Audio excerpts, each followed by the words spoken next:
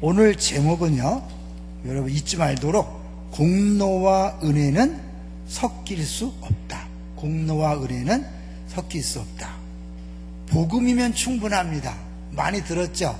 맞는 말이에요. 근데 이 복음이면 충분하다는 것은 우리의 구원에 복음 외에 더 다른 것이 필요 없다는 것이지, 복음이면 충분하기 때문에 다른 아무 행사나 프로그램이 필요 없다는 게 아니에요. 잘 생각하셔야 돼요. 이 복음이면 충분하다는 것은 복음 외에 그 어떤 것도 더해질 필요도 없을 정도로 복음이면 우리 구원에 필요한 모든 것이 다 들어있다.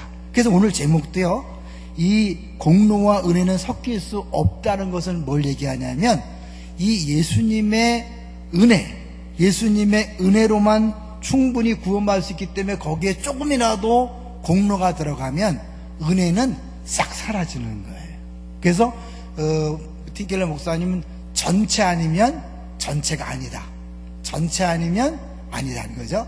전부든지 아니든지 그렇다는 거죠. 중간에 섞일 수 없다는 거예요.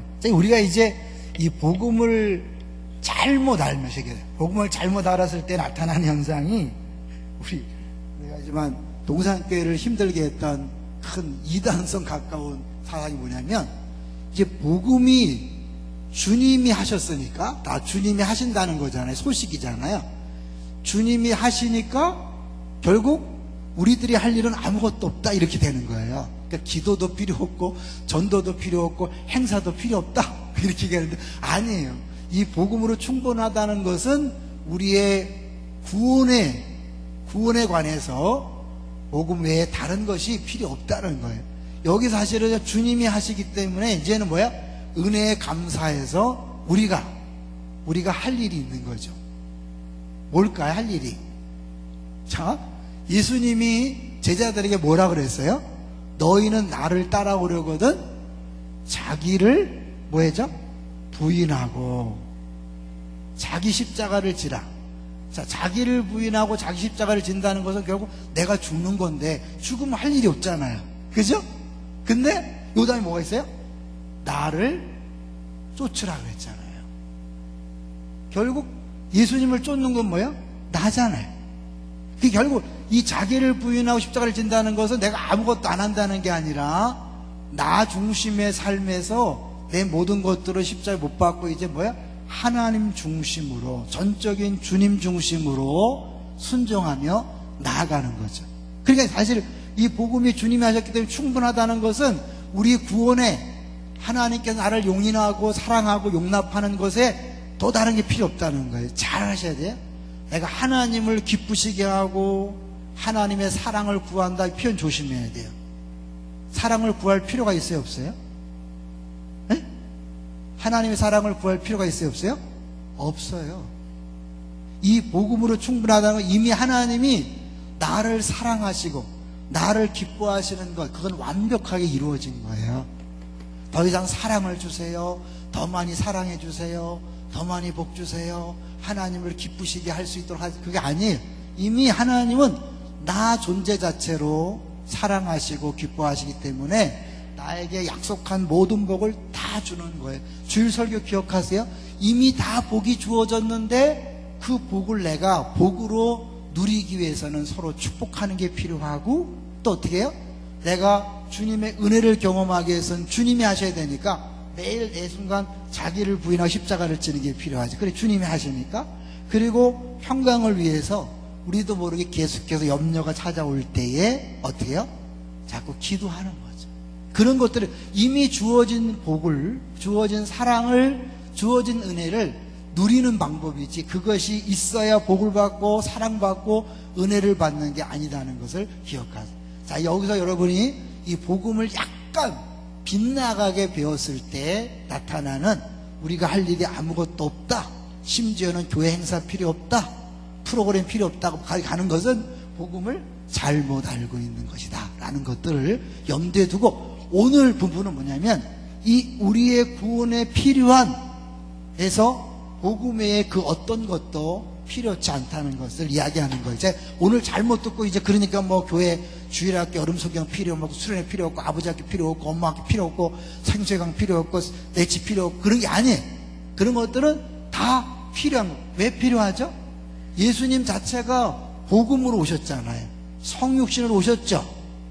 하나님이 직접 나타나면 되는데 왜 성육신 하셨어요? 하나님이 직접 오시면 사람이 감당이 안 되니까 사람 몸을 입고 낮아지신 거예요.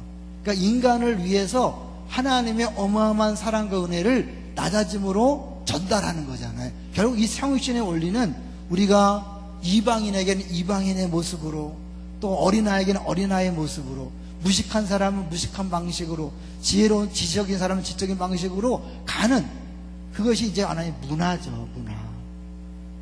그래서 이 문화적으로 접근하는 거죠. 우리가 왜 영화부 예배와 장년부 예배가 달라야 되죠? 복음이면 충분한데? 애들한테도 영화부 때도 예수를 믿으면 된다 그리고 똑같이 어른하고 예배 드리면 되지 왜 영화부 예배가 필요해요? 복음을 전달하는 방식은 다 다른 거죠. 이해되시죠? 이 부분을 잘 하셔야 돼. 이 부분을 모르면 막 복음을 얘기하면서 아무것도 필요 없다. 그래서 예전에 동산교회에 그런 약간 게 있었어요. 그래서 우리 최만성 목사가 대표적인 피해자였어요. 그래갖고 다음 교육자가 왔을 때 복음도 모르는 교육자라 그러고 하고 막 이규영 목사 설교하는데 신문 펴놓고 있고 막 그랬어요. 청년대학부 한참 그랬었어요. 그러니까 이 복음의 잘못된 그 부분, 너무 극단적인 그 얘기를 한 거예요. 주님이 하셨다는 것은 우리의 구원을 위해 필요한 모든 것들을 다 하셨다는 것. 자, 이제 그런 차원에서 우리 이 두 절을 한번 천천히 볼게요. 여러분, 이 두 절 안에 어마어마한 내용이 들어있어요. 자, 20절을 보겠습니다. 20절 시작. 내가 그리스도와 함께 십자가에 못 박혔나니 그런즉 이제는 내가 사는 것이 아니요 오직 내 안에 그리스도께서 사시는 것이라. 이제 내가 육체 가운데 사는 것. 요까지만 멈추게. 여러분, 재미난 것은요, 이 바울이 지금 뭐라고 그래요? 처음에 내가 사는 것이 아니라 그래요. 나는 죽었기 때문에 내가 사는 게 아니라 그래요. 그리고 또 뭐예요? 내가 사는 것은, 이게 무슨 말이에요? 첫 번째는 내가 사는 것이 아니요. 분명히 내가 아는 거예요. 두 번째는 뭐예요? 내가 사는 것은. 이게 얼마나 모순이에요. 앞부분에서 내가 사는 것이 아니라 그랬으면 그걸로 가야 되는데, 두 번째 다시 중간에 뭐예요? 내가 사는 것은 산다는 거예요. 안 산다는 거예요? 사는데 다른 방식으로 산다는 거죠. 옛날 율법 중심으로 살던 삶은 죽었고, 이제는 뭐예요? 믿음으로 사는 거죠. 은혜로 사는 거죠. 다른 말로 복음 안에서 사는 거예요. 그러니까 완전히 삶의 차원이 다른 거예요. 사는 건 사는 거예요. 그런데 옛날의 삶을 완전히 죽었고 새로운 삶을 사는 것이다. 이해되시죠? 그래서 그것을 21절, 20절 뒷부분에 보면 뭐라고 되나 보세요. 내 안에 그리스도 하시는 거죠. 이제 내가 육체 가운데 사는 거죠. 분명히 사는 거예요. 바울이 편지도 쓰고 전도도 하고 여러 가지 섬기도 하고 그러는 거죠. 사는 것은 시작. 나를 사랑하사 나를 위하여 자기 자신을 버리신 하나님의 아들을 믿는 믿음 안에서 사는 것이다. 사는데 뭐예요? 믿음 안에 사는데 뭘 믿는 거예요? 결국 예수 그리스도, 나를 위해 죽으시고 부활하신 예수 그리스도를 믿는 믿음 안에 사는 거예요. 그럼 믿음으로 산다는 게 뭐냐면 예전에 율법으로 사는 것과 정반대의 삶이에요. 율법으로 사는 건 뭐예요? 하나님께 인정받기 위해서. 우리 좀 전에 장병수 집사님 기도 잘했죠? 인정받기 위해서, 하나님 앞에 인정받기 위해서, 하나님을 기쁘시게 하기 위해서, 하나님의 사랑을 받기 위해서, 하나님의 복을 받기 위해서 내가 열심히 살았었어요. 바울만큼 열심히 산 사람이 없었어요. 그는 율법으로 열심히 살다 보니까 아니라는 걸 깨달은 거죠. 아, 이거는 도저히 구원받을 수 없다. 그랬기 때문에 사실 앞부분의 내용이 그거예요. 내가 율법으로 말미암아 내가 이제 깨닫고 결국은 율법으로 안 된다는 것을 알게 되었다. 그러니까 이 삶에서 뭐예요? 믿음으로 사는 건 뭐냐면 이제 완벽하게 하나님이 나를 사랑하시고 나를 기뻐하신다, 100% 용납하셨다는 사실을 믿는 믿음으로 사는 거예요. 그 말은 뭐야? 하나님이 나를 볼 때, 어떻게 보는 거예요? 그냥 사랑스러워 죽겠다. 너만 보면 너무너무 좋아. 사랑스러워 죽겠어. 너는 내가 기쁨이야. 너는 그냥 네가 하는 게 다 좋아. 이런 내가 이제 잘못하면 이제 그래.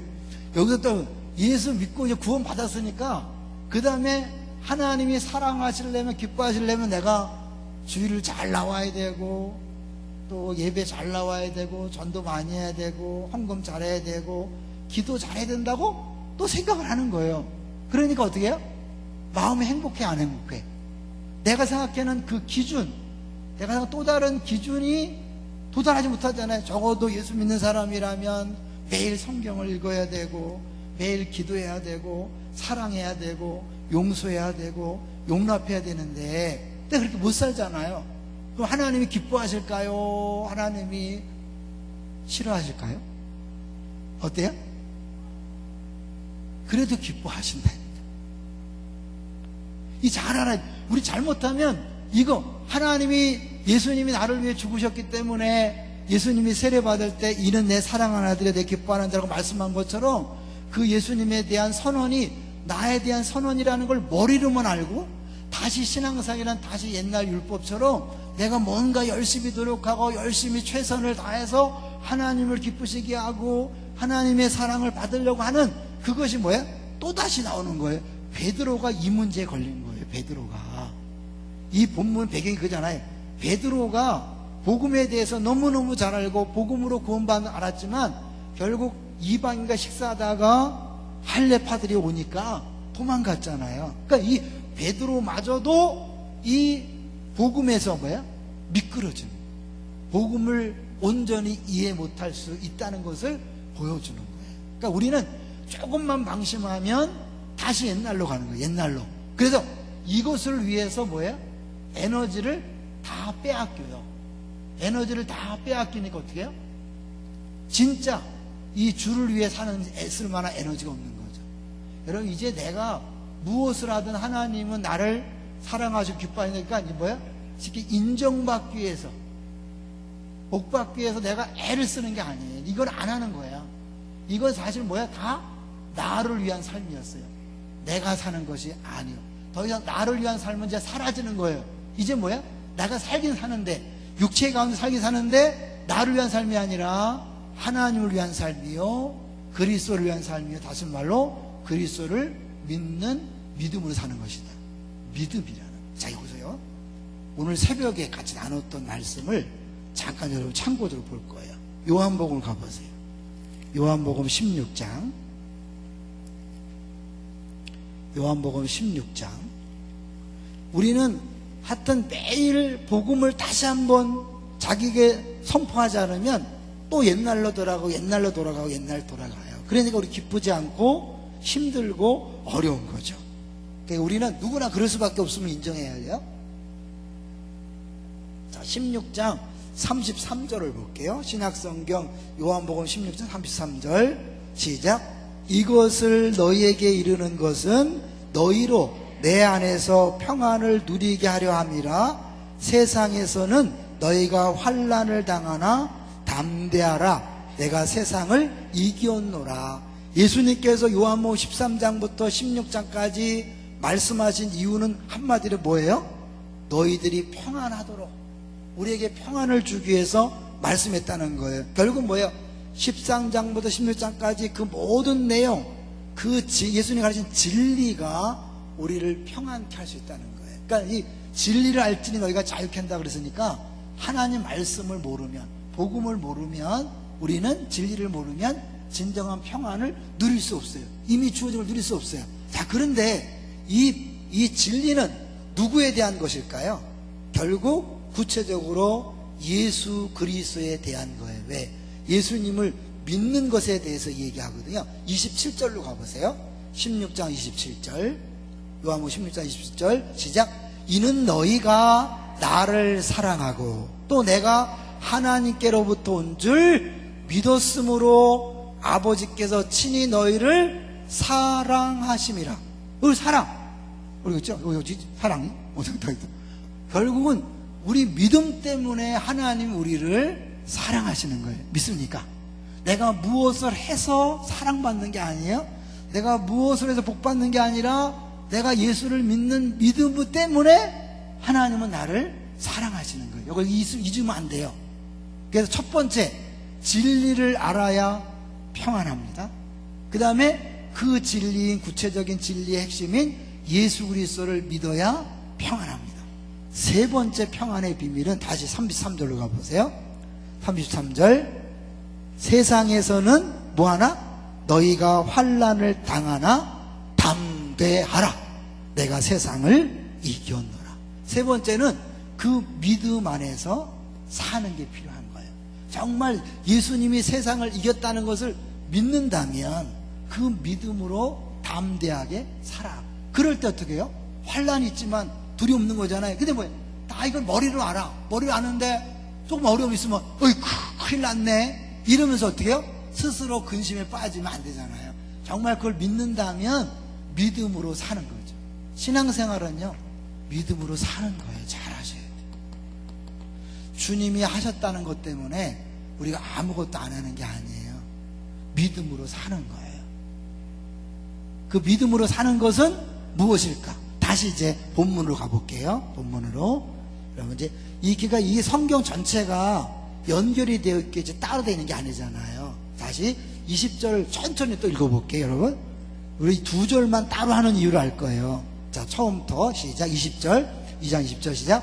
내가 그리스도와 함께 십자가에 못 박혔나. 자, 십자가에 못 박혔다는 건 뭐예요? 내 모든 죄의 문제가 어떻게 했죠?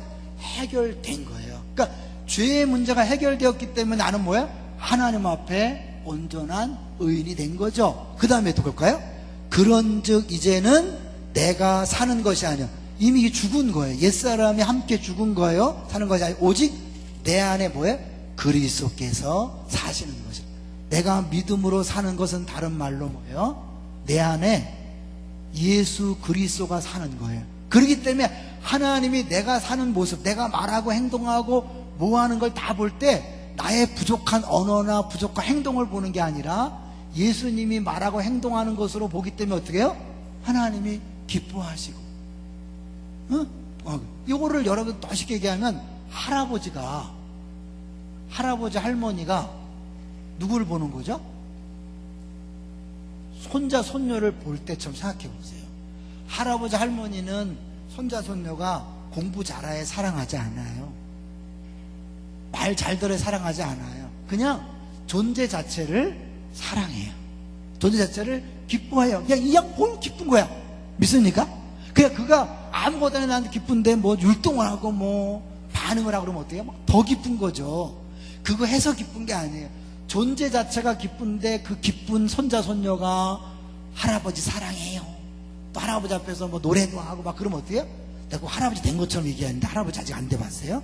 그러나 여러분 똑같은 개념이에요. 똑같은 개념. 왜?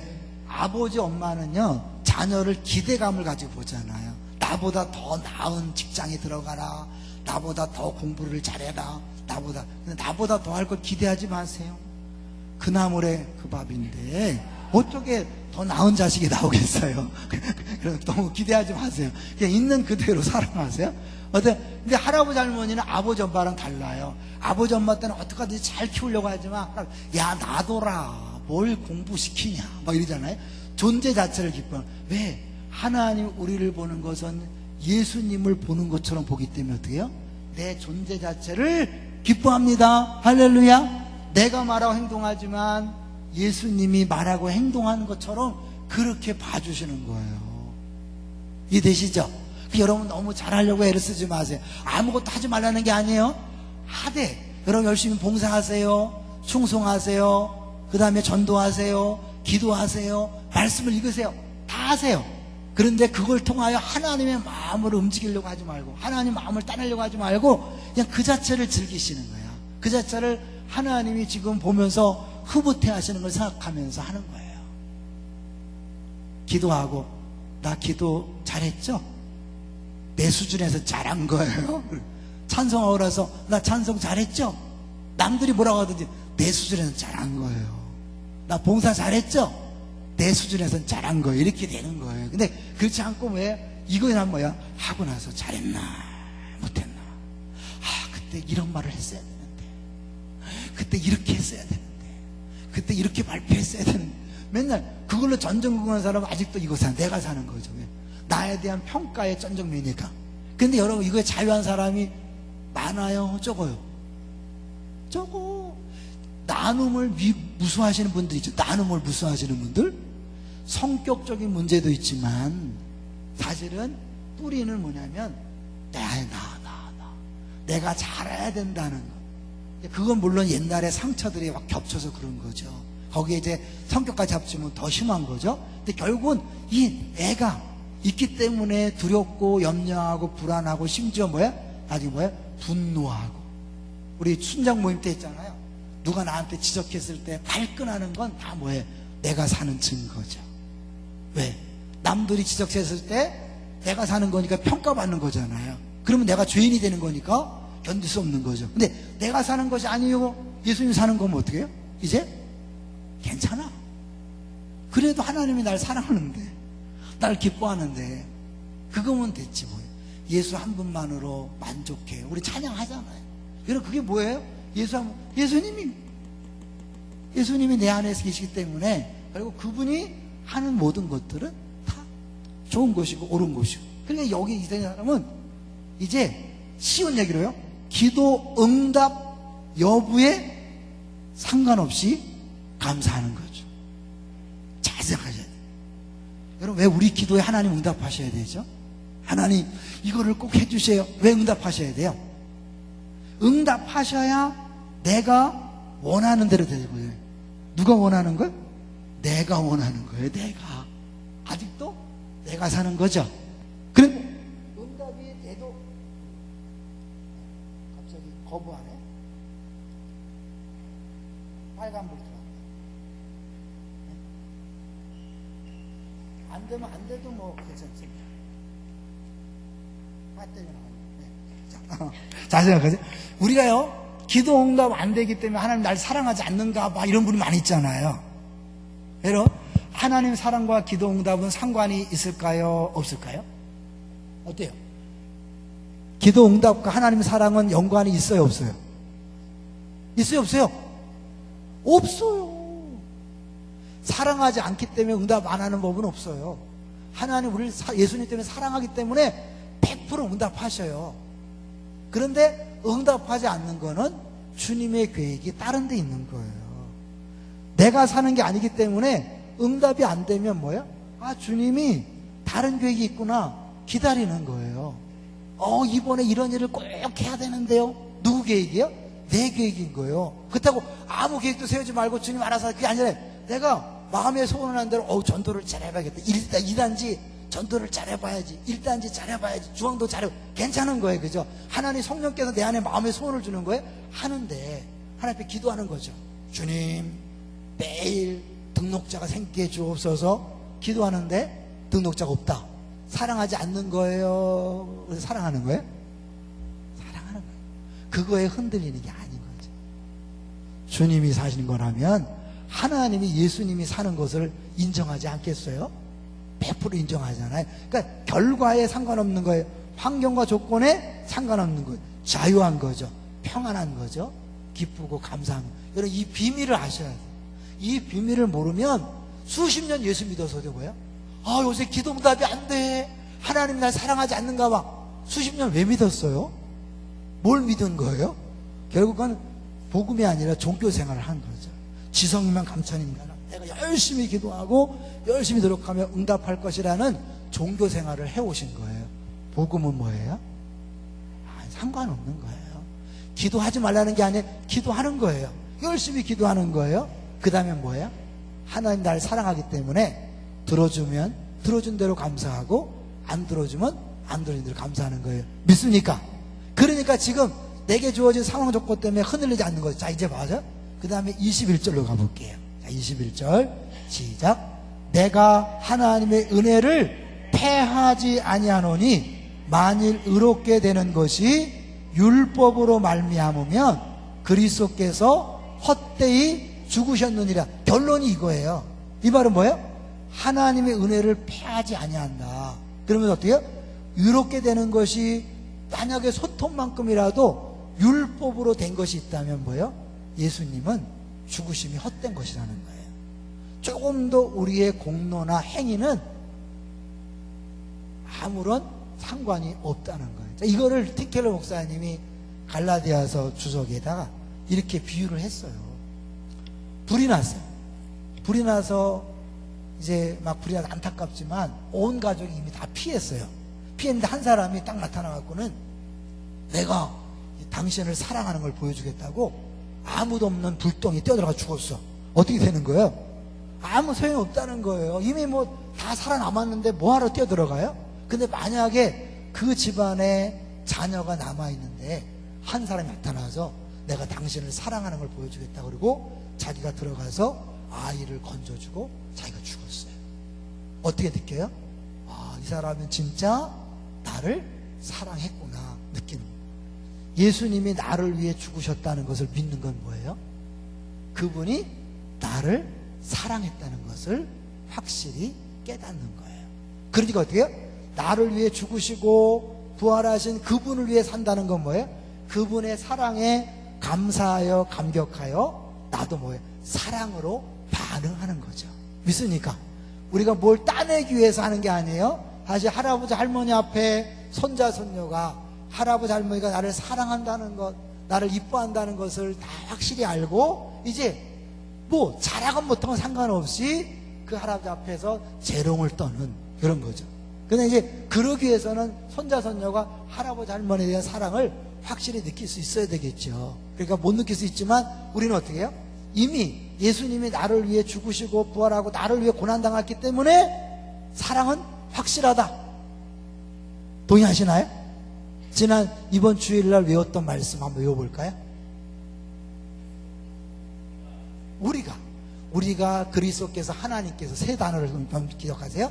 자, 우리가 아직 죄인 되었을 때에 그리스도께서 우리를 위하여 죽으심으로 하나님께서 우리에게 대한 자기 사랑을 확증하셨느니라. 다시요. 우리가, 여러분 하세요. 우리가. 근데 계속 하세요. 우리가 아직 죄인 되었을 때에 그리스도께서 우리를 위하여 죽으심으로 하나님께서 우리에 대한 자기 사랑을 확증하셨느니라. 이게 뭐예요? 우리가 죄인 되었을 때 예수님이 죽으셨다는 것은 하나님이 우리를 얼마나 사랑하시는가를 보여주는 것이다. 확실히 증명한 것이다. 그러니까 뭐예요? 사랑엔 의심하면 안 돼요.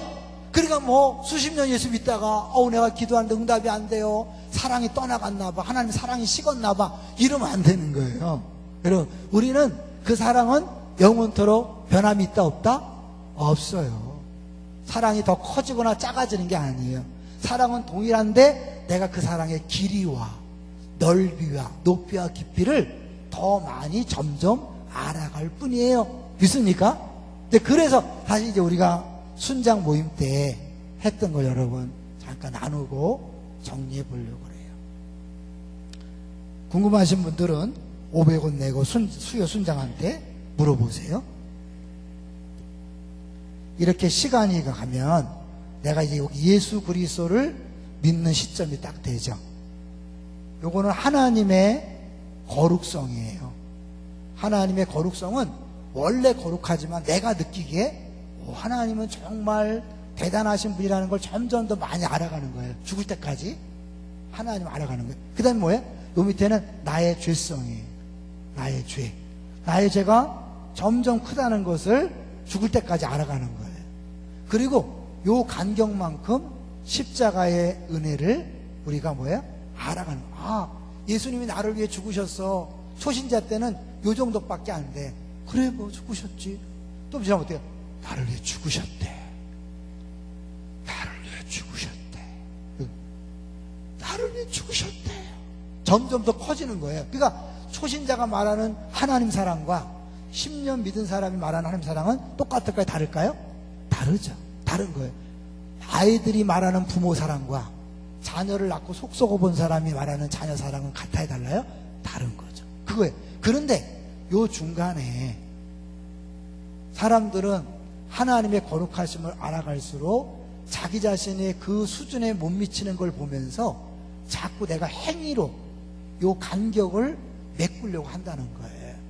내가 더 전도 열심히 하고 더 기도 열심히 하고 더 성경 열심히 봄으로 말미암아 하나님이 원하시는 수준을 맞춰가려고 한단 말이에요. 이게 공로를 쌓는 거예요. 이거는 같이 섞여서 요거를 하는 순간 이게 뭐예요? 줄어드는 게 아니라 완전히 없어지는 거예요. 내 행위가 조금이라도 들어가는 순간 십자가의 은혜는 싹 없어지는 거예요. 그게 오늘 제목이에요. 공로와 은혜는 섞일 수 없다. 그러니까 우리들이 왜 신앙생활을 오래 하면 할수록 행복하지 않고 기쁘지 않는가? 초신자들이 이걸 안 하려고 그래요. 조금 예수 믿은 사람이 이걸 자꾸 한다니까요. 바리새인도 이거거든요. 그러다 보니까 어떻게 해요? 이 십자가의 은혜는 다 사라지고 내 행위만 남는 거예요. 나 성경 몇 번 읽었어? 나 하루에 몇 분 기도해? 나 전도 몇 명 했어? 나 이렇게 열심히 봉사해? 이것만 남는 거예요. 그러니까 어떻게 해요? 너무 힘들죠. 힘드니까 상대적으로 안 하는 사람을 보는 거죠. 쟤는 왜 안 하지? 쟤는 뭐 하지? 목사는 뭐 하는 거야? 전도사는 뭐 하지? 장로는, 권사는. 이렇게 하면서 어떻게 해요? 비교하면서 어떻게 해요? 짜증과 화딱지만 계속 나는 거죠. 그죠? 교회 오면 은혜가 아니라 어떻게 해요? 막 불만만 보이는 거야. 아우, 담임 목사. 아우, 부목사가 새벽 기도도 안 나오고. 아우, 전사님. 아우, 장로님. 아우, 권사님. 아우, 순자님.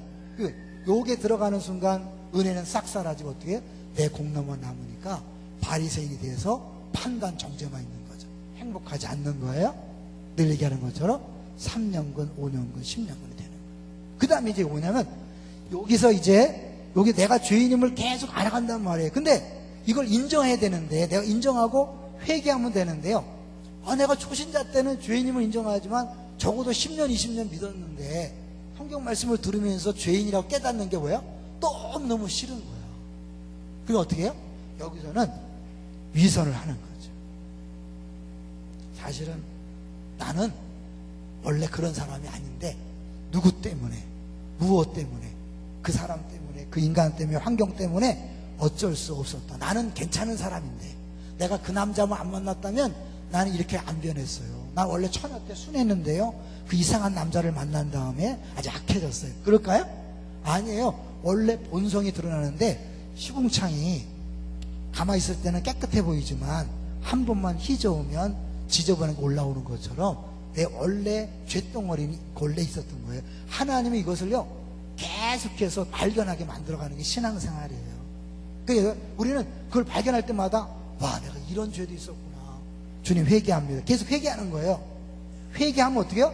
회개할수록 어떻게 해요? 내가 죄인인데 주님이 나를 용서하셨네. 은혜가 점점 커지는 거죠. 그래서 사실은 바울 사도가 갈수록 사도 중에, 성도 중에, 죄인 중에 개설한 게 뭐예요? 결국 이 부분을 알아가는 거예요. 자, 그런데 이제 바울이 이 고백을 한 이유를 이야기하고 정리할 거예요. 왜 바울은 자기의 자랑거리를 배설물로 여겼을까? 오늘 결론이 빌립보서로 가보세요. 빌립보서 3장 7절. 오늘 제목이 뭐라고요? 공로와 은혜는 섞일 수 없다. 공로가 들어가는 순간 은혜는 싹 사라지는 거예요. 조금 남아있는 게 아니라 싹 사라지는 거예요. 자, 3장 7절 가보세요. 3장 7절. 신약성경 321쪽이에요. 자, 시작. 그러나 무엇이든지 내게 유익하던 것을 내가 그리스도를 위하여 다 해로 여길 뿐더러. 자, 그러나니까 그 앞에 말씀과 연결되는 거죠. 6절 보세요. 6절 시작. 열심으로는 교회를 박해하고 율법의 의로는 흠이 없는 자다. 자기 자신 율법을 100% 지켰다는 거예요. 근데 그 율법으로 의롭게 된다 안 된다? 안 되는 걸 느꼈지요. 그래서 이제 예수 그리스도를 만나서 하나님이 주신 의로 내가 예수님 때문에 구원받았구나, 의롭게 되었구나, 그러면서 느끼는 게 뭐냐면 그리스도를 위하여 다 해로 여긴, 내가 나를 위하여 죽으시고 부활하신 그리스도를 위해 사는 삶. 잘 생각하셔야 돼요. 그리스도를 위해 사는 삶이 내가 막 열심히 막 하는 게 아니에요. 잘 기억하셔야 돼요. 이거 하지 말라는 게 아니에요. 여러분, 최선을 내보고 섬기는데 내가 그리스도를 위해 하나님 위해 사는 삶이 막 이를 악물고 막 열심히 막 심해 지나도록 하는 게 아니에요. 그리스도를 위하여 뭘 했나 보세요. 잘 보세요. 그리스도를 위하여 뭐 한다? 다 해로 여길 뿐더러. 그리스도를 위하는 것은 내가 열심히 뭘 하는 게 아니라 내게 자랑거리, 내 의 이런 것들을 뭐예요? 다 해로운 것으로 여기는 거예요. 자, 8절 보세요. 8절 시작. 또한 모든 것을 해로 여김은 내 주 그리스도 예수를 아는 지식이 가장 고상하기 때문이라. 또 뭐예요? 또 그를 위해서 내가 그를 위하여 모든 것을 잃어버리고 배설물로 여김은 누구를 얻는 거예요? 그리스도를 얻고 십자가를 얻는 거죠. 그리고 계속해서 그 안에서 발견되려 함이니 내가 가진 이는 율법에서 난 것이 아니요 오직 그리스도를 믿음으로 말미암은 것이니 곧 믿음으로 하나님께로부터 난 의라. 이런 다른 게 아니잖아요. 복음의 핵심이 우리의 신앙생활의 핵심인 거예요. 단순히 예수 믿고 구원받고 의롭게 되었다 거기서 끝나는 게 아니라 그 삶으로 시작된 복음 중심적인 삶은 끊임없이 내 죄를 회개하고 하나님의 거룩성을 인정함으로 내가 행위가 아니라 뭐예요? 오히려 행위로 자꾸 나를 자랑하고 싶고 드러내고 싶은 것들을 어떻게 자꾸 버리는 거예요. 자꾸 해로 여기고 심지어 뭐예요? 똥으로 여기는 거죠. 근데 우리 안에는 그 자랑거리가 자꾸 올라올까요? 안 올라올까요? 올라오죠. 초신자 때는 올라올 게 없어요. 아무것도 모르니까. 근데 신앙생활을 오래 하면 할수록 올라오는 게 많아요. 내가 10년, 20년 이만큼 했는데 그만큼 할 동안 뭐예요? 그 사람은 이제 예수를 위한 삶이 아니라 자기를 위한 삶을 계속 살아가는 거죠. 그러니까 기쁨이 없는 거죠. 감사하고 해. 은혜라는 거, 여러분, 은혜 받았다. 은혜 받은, 나 오늘 은혜 받았어. 이거예요? 은혜 받았어. 은혜 받았다는 것은 하나님께서 하셨으니까 행복한 거잖아요. 동의하시나요? 그 은혜는 언제 오는 거예요? 결국 내가 행위나 공로를 내세우지 아니하고 자꾸 안에서 생겨나는 이 자랑거리, 내 의를 자꾸 못 박는 거예요. 하나님은 그것을 알게 하려고 옆에서 지적질을 해요. 남편이 아내가 여러분을 지적했을 때 발끈하는 걸 자꾸 보셔야 돼요. 발끈하는 건 뭐예요? 내가 사는 거예요. 내 의를 지금 갖고 있는 거예요. 그걸 여지없이 주님이 발견케 하는 거예요. 아, 그랬구나. 또 내가 여기서 발끈하는 거 보니까, 흥분하는 거 보니까, 내가 우울해지는 거 보니까 내가 살았고 내 의가 생겼구나. 발견해서 어떻게? 회개하는 거예요. 주님, 내가 또 이걸 붙잡았습니다. 그리고 어떻게? 바울처럼 해로 여긴, 이게 그리스도를 위한 삶이에요. 믿습니까? 봉사하지 말라는 게 아니에요. 열심히 충성하고 봉사하지만 그게 그리스도를 위한 것이라고 생각하면 안 돼요. 그것은 이미 내가 받은 은혜와 사랑에 감격해서 자기를 나를 위하여 목숨을 내어줬는데 뭘 아까워하겠어요? 아깝지 않죠? 당연히 그 부분을 위해서 다 내어줄 수 있는 것이 당연한 삶이에요. 그런데 진짜 믿음으로 사는 삶, 그리스도를 위한 삶은 그것이 아니라 끊임없이 내 안에서 올라오는 나 중심이, 자랑거리, 그것들을 해로 여기고 자꾸 뭐 핏자가 못 받고 똥으로 여기면서 하는 거죠. 그래서 박윤선 박사님은요, 유명한 말씀이 있어요. 누가 칭찬하면 내가 독을 먹는구나, 독을 먹는구나, 이렇게 스스로 자꾸 했대요. 자기도 모르게 하니까. 이번에 틴켈러 목사님이 그런 얘기, 향수는 냄새만 맡아야지 삼키면 안 된다. 칭찬은 향수와 같다. 대가들이 하는 말이에요. 칭찬을 들으면 어떻게 해요? 나도 모르게 이렇게 자랑거리가 되죠. 그것이 어느새 나를 사로잡고 그것이 나의 의가 되는 거죠. 그런 순간 예수님의 십자가 은혜는 다 사라지는 거예요. 오늘 제목만 읽고 마칩니다. 제목이 뭐라고요? 공로와 은혜는 섞일 수 없다. 조금이라도 자랑 공로가 들어가는 순간 십자가의 은혜는 싹 다 사라지는 거예요. 그래서 행복이 사라지는 거예요. 기쁨이 사라지는 거예요. 다시 한번 신앙생활의 핵심을 알게 되셨지요? 이제 여러분 자꾸 매일 생활 속에서 부부끼리의 삶 속에서 옆에서 무슨 말을 하는데 반응하나 안가를 자꾸 보세요. 반응하는 건 내가 사는 거예요. 반응하지 않는 것이 그리스도가 사는 것이요, 그리스도를 위해 사는 거예요. 또 부부관계에 따라서 자녀가 무슨 말해도 흔들리지 않아야 돼요. 화가 난다. 이게 내가 어떻게 키웠는데 공로가 나온 거죠. 부모가 뭐라 그럴 때 해준 것도 없이 요구한다. 이것도 뭐예요? 공로가 나온, 내가 여태까지 내가 살았다. 교회에서 담임 목사가 좀 싫은 소리 하면 어떻게 해요? 교회 떠날까? 이건 뭐예요? 내 공로. 죄송하지만 저도 부족하기 때문에 여러분을 아프게 할 수 있어요? 그러면 어떻게 해요?